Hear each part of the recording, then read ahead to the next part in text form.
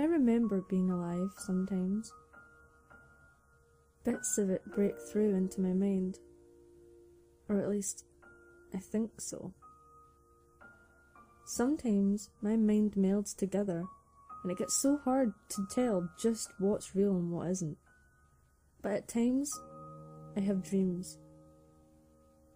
In those dreams, I can always recall everything that happened that day, the day that I died. It's when I wake up that bits of it break off, and I have trouble remembering.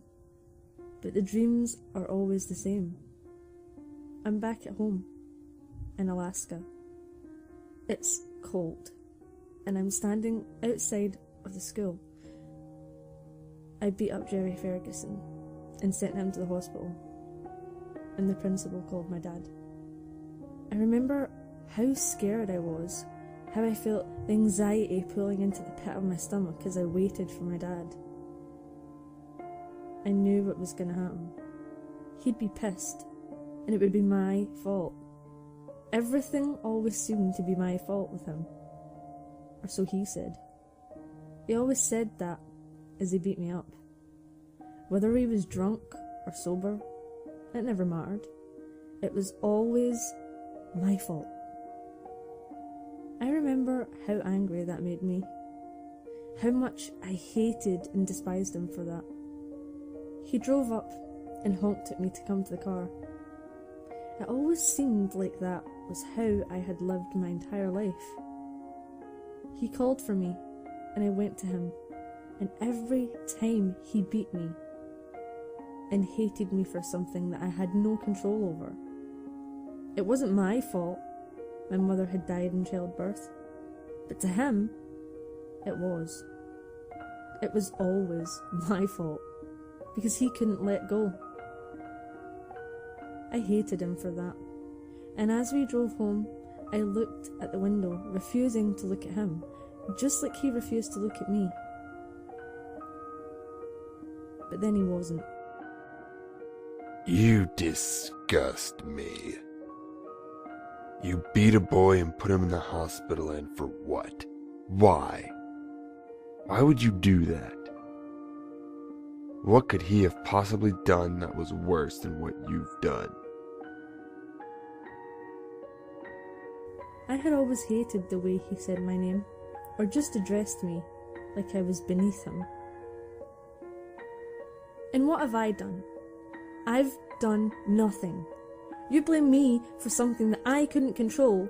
You hate me for being born. You're angry that for me to be alive, she had to die. And you'll never let me forget that. Do you think that hurting me is going to bring her back? That by slowly killing me, she'll just be here? Because, newsflash, she won't be. She's dead, and she's never coming back. My hands were clenched in my lap as my nails cut into my skin. I ignored the pain and instead envisioned cutting into him, clawing and scratching at him for everything he had done. He didn't even look at me. He just went back to looking at the road as we drove, shock and anger written across his face. How odd it was that I had never thought back until now. When we reached the house, he shut off the car and strode into the house. I stepped outside the car and stayed there, waiting in the cold as the wind and snow circled me, not sure what to do. It was like I had lived my whole life in fear of my dad, never fighting back because I had learned so long ago that fighting back was useless. And now that I had spoken up for myself, it was almost like time had just stopped. And now I had no idea how to act, especially now that I'd spoken up for myself. I suppose that I had to start somewhere, so I walked back into the house and ignored my dad. Ignored him calling for me.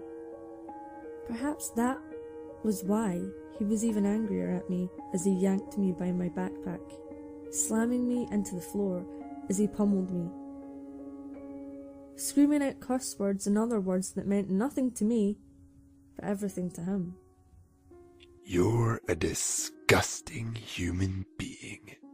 A killer. A bully. You do nothing but ruin people's lives, and you regret none of it. He whispered into my ear as I lay on the ground, bleeding and hurt, before he walked off to fix his own wounds. And that was how it always ended. He hit and abused me, and then went and took care of himself. Because in his mind, I wasn't worth fixing. I stood up, wincing, and clutched my side, feeling what would no doubt be a new bruise to add to my vast collection. Or to be more exact, stumbling into my room, and stared at the mess that surrounded me. Clothes littered the floor, and my bed was unmade. My lamp was still broken from when my father beat me with it for something that I couldn't even remember. Papers were balled up, and they littered the floor beside dirty plates and cups, and I looked around wondering, is this really my life? For 16 years, I put up with beatings and lived in filth, wishing I was never born and having to apologise for even being born. And for what? There wasn't anything worthwhile for me to put up with this bullshit. Filling with anger, I looked around and stared at myself in the mirror that hung on top of my dresser.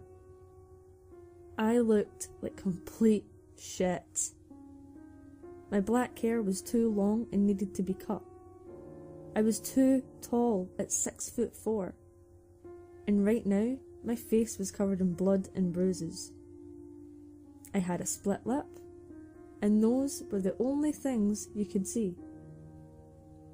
Underneath my long jacket and pants, I had bruises and cuts that littered my body. Speaking of which, I noticed that several cuts had reopened. Scowling, I began to look for anything to take my anger out on. I picked up the lamp and began to bash the mirror before throwing it at the window, ignoring the sound of the window breaking, instead grabbing the bed and throwing it onto the floor. As I heard the plates and cups break and crumple underneath it, I walked over to the bed, kicking and stomping the mattress, bending down to pick up my pillow and swung it at my dresser, knocking down the clutter that adorned it, hearing something fall onto the ground and breaking. Almost shaking with frustration, I walked over to pick up whatever had fallen, and I paused, feeling my anger drain out of my body as I stared at the broken frame that had a photo of my mother in it. Turning the frame over in my hands, I opened it, taking out the photo and looking at it. It was probably the only thing my father had given me, but he hadn't meant to make me happy. He'd wanted me to see just who I had killed when I was born. I recalled what he said to me as he handed the frame to me, tears in his eyes and anger written all over his face.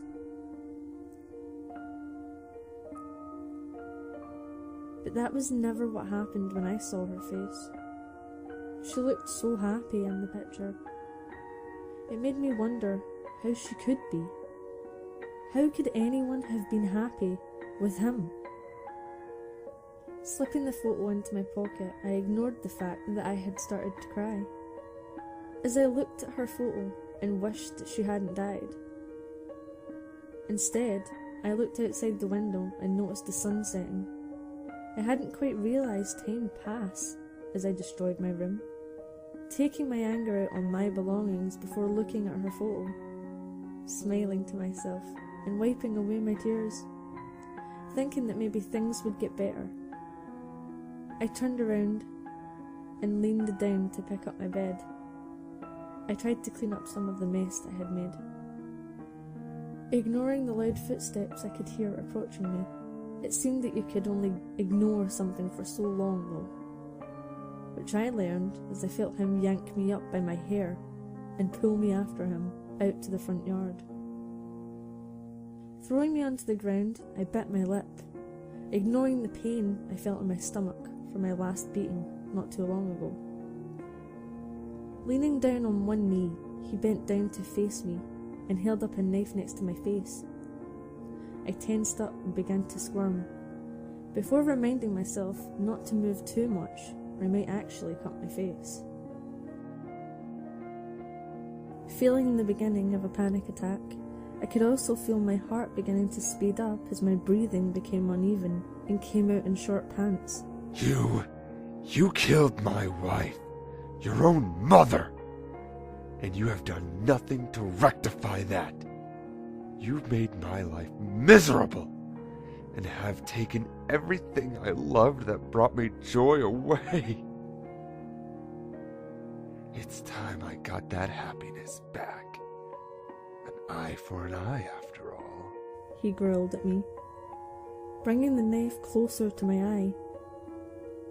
I didn't realize what would happen next, even though I should have.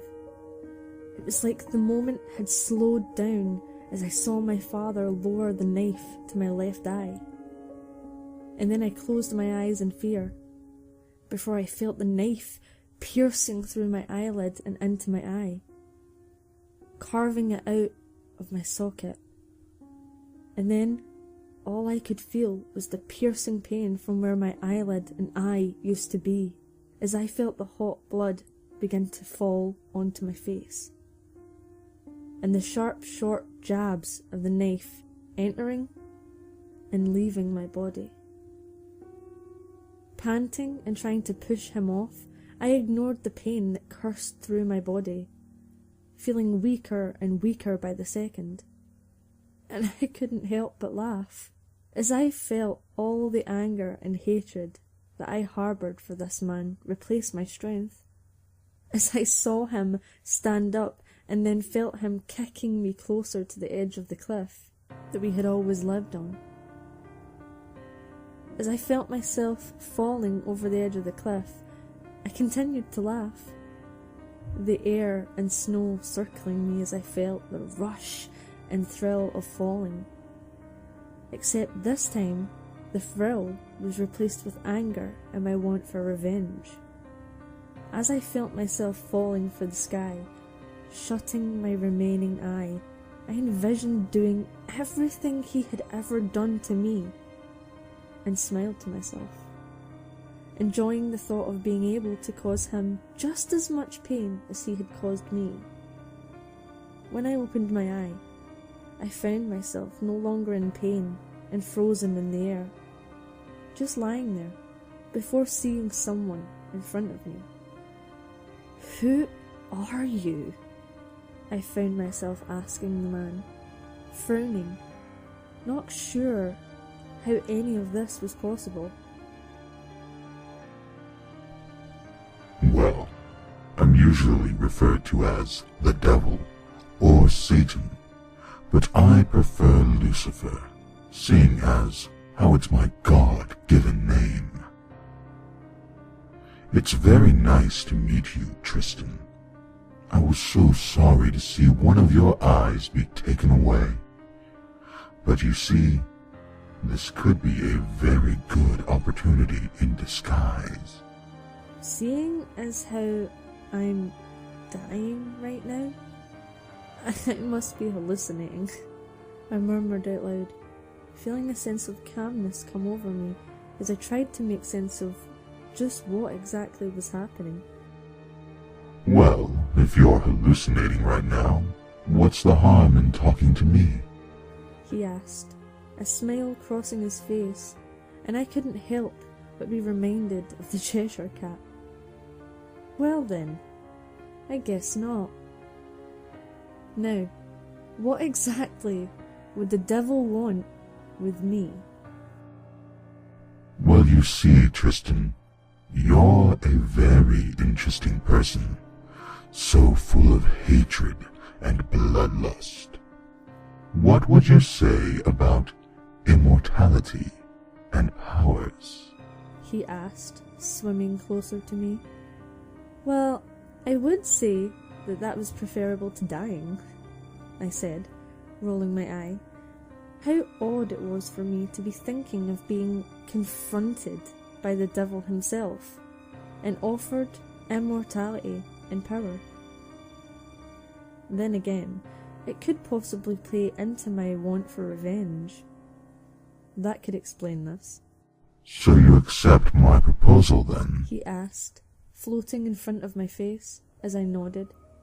A smirk crossed his face before he lightly tapped my forehead, and then I found myself closing my right eye.